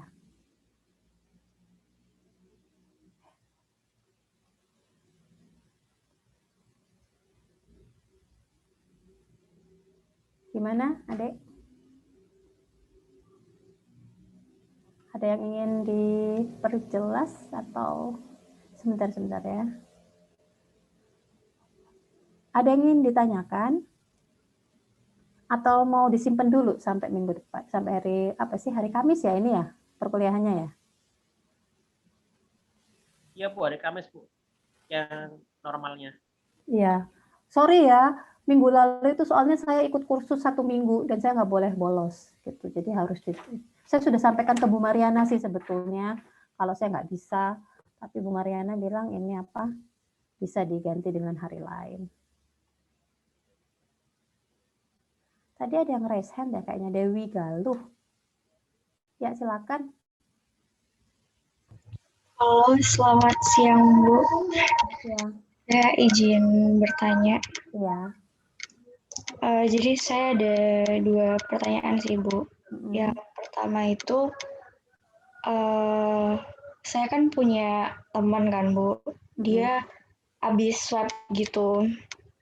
Terus waktu setelah swab itu hasilnya positif, Ya. positif kan. Terus dia kayak ditawarin gitu, kamu mau dirawat di Wisma Atlet di rumah sakit gitu, atau kamu mau di hotel gitu kan. Ya. Kayak apa namanya biayanya tuh beda. Kalau di Wisma Atlet tuh kamu gratis, tapi kalau di hotel kamu ngebayar lebih mahal dan dapat fasilitas yang lebih bagus gitu kan Bu. Ya. Terus abis itu akhirnya teman saya milih yang di hotel. Terus abis itu waktu dia milih di hotel tuh ditawarin lagi Bu, atau kamu mau ngebayar yang lebih mahal lagi untuk apa ya, treatment cuma 3 hari aja gitu loh Bu. Jadi kayak dijanjikan kalau misalnya 3 hari dia di treatment itu dia udah langsung negatif dari virus coronanya kan. Terus kan sedangkan untuk ngebentuk imunitas di tubuh itu kan perlu beberapa adaptasi gitu kan Bu. Nggak bisa segampang itu. Nah aku kayak bingung aja gitu loh Bu. Kira-kira treatment 3 hari untuk bisa langsung negatif dari COVID itu gimana gitu. Terus pertanyaan yang kedua, Ya. jadi kan di infection of a virus gitu, itu untuk memunculkan symptoms yang terlihat itu kan ada beberapa susceptibilities kan Bu, yang harus dikonsernin. Nah salah satunya itu dosis dari suatu virus itu tersendiri. Ya. Untuk kita bisa tahu dosis dari suatu virus itu tuh gimana gitu Bu. Oke. Terima kasih. Ya, makasih ya. Dewi apa Galuh nih panggilannya? Galuh aja Bu. Oh, Galuh. Ya, makasih ya Galuh ya. Jadi gini, terkait pertanyaan yang pertama, saya juga jadi heran kenapa ada yang bisa menawarkan dalam 3 hari langsung negatif. Ya, itu harus hati-hati aja ya. Saya nggak tahu, mungkin ada pihak-pihak yang berkepentingan yang tidak, saya nggak ngerti apakah itu, saya yakin bukan dari rumah sakit. Saya yakin itu bukan dari tenaga kesehatan yang memang yang sewajarnya itu nggak akan sampai seperti itu, tidak bisa menawarkan dalam waktu 3 hari itu sudah sembuh. Sekarang gini, COVID ini kan penyakit sekarang kan ini kita pandemi, seluruh dunia mengalami. Semua orang masih melakukan riset ya. Dan kayaknya tidak ada yang semuanya sembuh dalam jangka waktu yang instan ya. Vaksin aja orang masih banyak yang bertanya-tanya apakah efektif apa enggak, kan gitu ya. Masih banyak pertanyaan seputar COVID ini. Kemudian apalagi kalau misalnya kalian baca sebelumnya ya, beberapa setahun terakhir deh, ada yang dikasih antiviral ini, ada yang dikasih kloroquine, ada yang dikasih ini dan itu segala macam. Sampai sekarang semuanya masih dalam tahap penelitian. Belum ada yang memang menyampaikan bahwa obat A ini loh yang obatnya COVID misalnya, nggak ada. Jadi sampai saat ini pun orang yang bergejala atau orang yang menderita COVID ya, yang memberikan gejala klinis yang berat itu juga masih semuanya simptomatis. Ya. Jadi tidak ada misalnya obat tertentu itu nggak ada, belum ada. Jadi semuanya simptomatis. Karena memang masih pengetahuan kita belum 100% tentang virus ini. Jadi kalau misalnya sampai ada yang bilang ya udah masuk aja 3 hari kamu jadi negatif, itu kita perlu mempertanyakan. Mungkin dia orang tersebut pernah ada orang yang digituin gitu juga ya. Tetapi menurut saya mungkin cuma kebetulan aja, orang itu mungkin sudah masa inkubasinya sudah lama, kemudian masuk ke dalam dia melakukan isolasi mandiri, terus kemudian pada saat swab ya, tapi kok 3 hari, pada hari ketiga misalnya ya, ternyata dia sudah langsung langsung negatif. Bisa saja orang tersebut ternyata sebetulnya masa inkubasinya sudah jauh lebih lama dari itu. Hanya saja karena dia OTG misalnya ya, tidak dilakukan swab dan segala macam, nggak ketahuan tuh. Gitu. Jadi begitu dia di swab terus masuk, itu sebetulnya dia sudah di fase-fase akhir misalnya. Bisa jadi, kemungkinannya bisa jadi seperti itu. Tetapi kalau misalnya ada orang begitu dia positif langsung, oh ya dah kesini aja kamu 3 hari udah kelar, kayaknya belum. Itu yang kita harus kritis. Ya, kita harus mempertanyakan masa iya sih gitu. Kemudian pertanyaan yang kedua, gimana Galuh untuk pertanyaan yang pertama? Ada komentar nggak? Ada untuk jawaban yang pertama? Nggak ada sih Bu, make sense. Soalnya saya juga mikir kayak gitu. Ya. Jadi saya mau validasi aja. Ya. Jadi kita harus hati-hati, apalagi kita mahasiswa ya, biotek juga kan kayak gitu-gitu, ini kan memang ilmunya kalian juga gitu kan ya. Jadi harus berpikir secara kritis dan ilmiah gitu ya. Jadi tidak gampang percaya. Nah, kemudian terkait pertanyaan yang kedua. Jadi gini, kapan kita tahu bahwa dosisnya itu dosis suatu patogen itu sudah cukup untuk menimbulkan penyakit, itu pasti asalnya dari dari penelitian-penelitian ya. Jadi coba misalnya sempat dibaca deh untuk inokulum size itu pasti akan berbeda tiap mikroorganisme. Nah, kalau kita sendiri sekarang misalnya inokulum size-nya misalnya berapa juta gitu ya, berapa juta virus misalnya. Ya itu pasti dari hasil penelitian di laboratorium gitu. Kalau misalnya secara kasat mata kita ini nggak bisa. Kita hanya tahu bahwa dosisnya sudah pas karena terus ternyata dia menimbulkan manifestasi klinis, itu kalau secara kasat matanya saja. Tapi kalau mau tepatnya berapa dan segala macam itu harus di benchwork atau harus di lab. Ya. Sama dengan misalnya ya itu terjadi di semuanya sih. Apalagi kita ini kan berhadapan dengan mikroorganisme ya, khususnya virus. Virus ini kan sebetulnya antara hidup enggan mati tak mau ya, kan dia di antara tengah-tengah tuh ya, disebut hidup juga enggak, disebut enggak hidup juga enggak, kan gitu. Itu tapi walaupun dia begitu, tapi tiap-tiap virus itu juga mempunyai karakteristik masing-masing. Pasti dosis yang mereka gunakan ya, bukan digunakan, dosis yang diperlukan untuk tiap-tiap patogen itu akan berbeda. Ya. Itu kurang lebih jawaban saya. Gimana Galuh? Sebenarnya yang saya maksud tuh kayak dosis si patogen di dalam tubuh kita gitu loh. Ya. Untuk sampai kita tahu ya pasti loh. Jadi dia kan harus ada dosis optimum kan gitu untuk bisa menyebabkan satu penyakit. Kalau dia dosisnya, saya tidak ingat ya, by heart nggak ingat, tapi coba deh kamu buka lagi di artikel, misalnya dia memerlukan dosis seperti ini untuk bisa sebagai dosis optimum yang dia bisa menimbulkan penyakit, itu pasti juga dari laboratorium, nggak bisa kalau misalnya secara secara kira-kira, ya pasti nggak secara kira-kira, semua pasti dari lab gitu.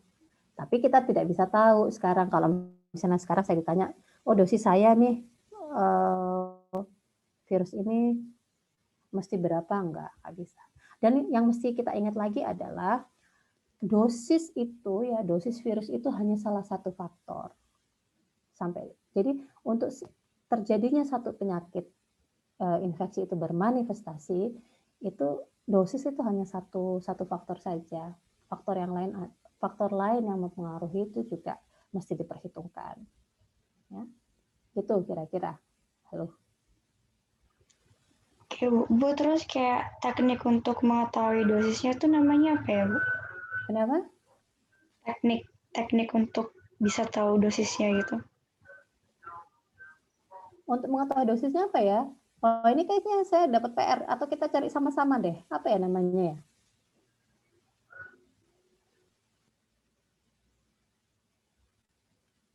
Apa ya kira-kira? Ada yang bisa bantu saya nggak? Pasti kalau dari biotek pasti lebih tahu deh teknik. Karena kan ini ininya kalian nih.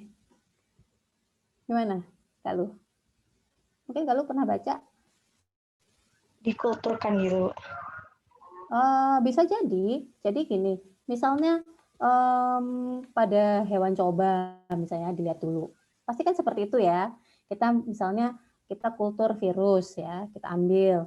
Terus kita punya beberapa hewan coba. Terus kita lihat konsentrasi berapa nih, kemudian dia bisa menimbulkan penyakit di seluruh hewan coba, kan gitu. Pasti pakai konsentrasinya beda-beda kan ya. Kalau kita di lab ya. Misalnya ini konsentrasinya 10, ini 20, ini 100, ini berapa gitu. Nanti kita lihat, oh di sini nih misalnya 50 gitu. Di konsentrasi 50 dia sudah mulai menimbulkan gejala. Kita jalannya pasti dengan menggunakan misalnya mencet yang sama gitu. Oh iya, baru nggak saya Bu. Ya, gitu kurang lebih ya. Makasih ya Bu. Ya, sama-sama. Gimana, ada lagi yang mau ditanyakan? Bu, Ya. apakah boleh saya bertanya? Boleh. Saya sih nggak masalah ya, tapi teman-temanmu kan ini udah lewat. Saya nggak masalah. Ayo silahkan. Tadi kan dijelaskan kan bahwa apa ini bakteria sama virus kan masing-masing punya caranya mekanisme tersendiri. Habis itu dia masuk menginfeksi, menyebabkan penyakit sama sistem imun yang menyebabkan keduanya itu sama-sama tubuhnya itu kan menyebabkan sistem imunnya itu kan muncul kan. Nah ini kadang-kadang ini pernah bukan kadang sih jarang, entah apa ini benar atau enggak. Tapi apakah mungkin itu terjadinya adanya virus sama bakterianya ini tuh keduanya ini bisa bekerja sama, malah yang akan menyebabkan penyakitnya itu terhadap hostnya itu lebih parah dibandingkan terhadap masing-masing sendiri, sehingga kadang-kadang ada yang mungkin nggak tahu apa ini informasinya benar atau tidak, adanya istilahnya super virus gitu. Terima kasih. Ya, makasih. Maksudmu ini ya, apa kerjanya sinergis ya antara virus sama bakteri? Bisa saja. Bisa saja. Jadi gini, saya nggak usah jauh-jauh deh. Kayak gini, misalnya ini kalau hubungannya dengan dia manifestasi klinisnya memperberat gitu ya. Siapa namanya Audi? Siapa tadi yang nanya barusan? Audi. Audi ya. Jadi bisa saja kalau misalnya manifestasi klinisnya itu diperberat oleh karena ada kerjasama antara virus sama bakteri misalnya. Bisa. Karena kan tiap-tiap gini, bakteri memberikan manifestasi klinis beda, virus juga.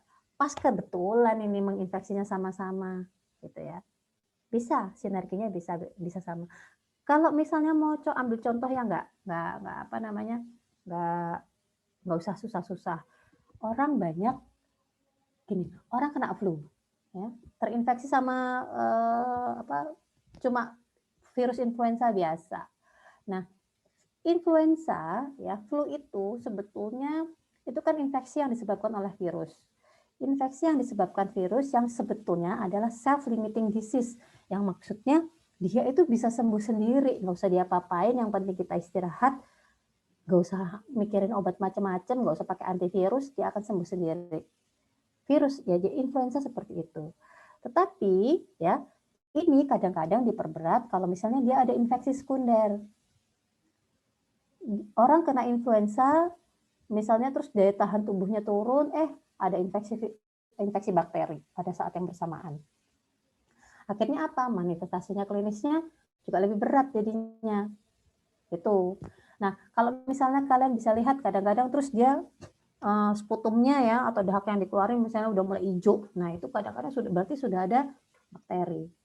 Karena kalau cuma virus saja yang dikeluarkan dari dahak, dari pada saat dia batuk gitu ya, itu kalau virus dia cuma sebetulnya cair, bening, nggak ada apa-apanya.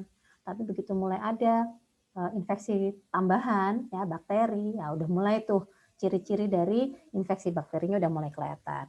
Akhirnya manifestasi klinis atau gejala klinis yang diperlihatkan sama orang itu malah berat gitu. Itu Aldi. Jadi bisa saja. Toh keduanya memberikan manifestasi klinis yang berbeda, malah bisa memperberat gitu. Bisa. Gimana Audi?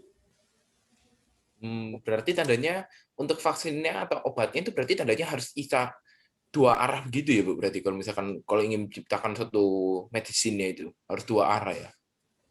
Tergantung kan gini, vaksin itu dibuat untuk pasti untuk patogen tertentu.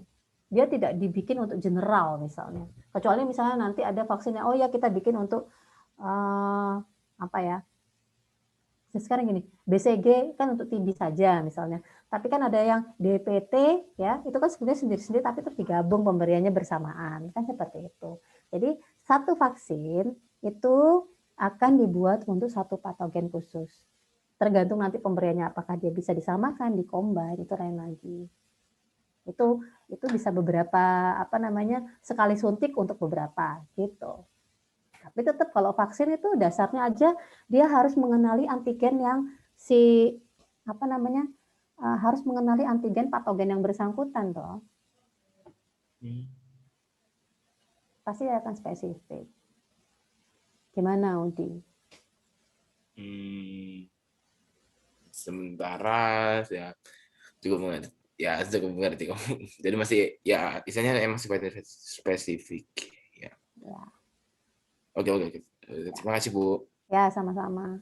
Toh misalnya kita masih ada yang pengen ditanyain, hari Kamis kita masih bisa ketemu lagi kan? Itu malah kayaknya tentang apa sih hari Kamis itu judulnya? Penyakit ya atau apa ya? Saya lupa. Gimana yang lainnya?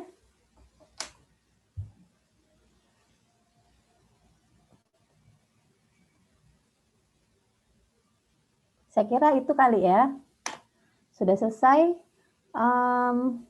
Mudah-mudahan apa yang saya sampaikan cukup jelas. Kalau misalnya masih kurang jelas, kita bisa diskusi lagi di pertemuan hari Kamis minggu depan.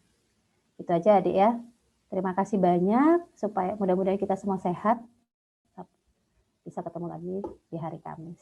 Terima kasih. Selamat berhari Sabtu. Selamat weekend. Selamat sore. Makasih Bu. Terima kasih Bu. Terima kasih. Masih Bu. Terima kasih.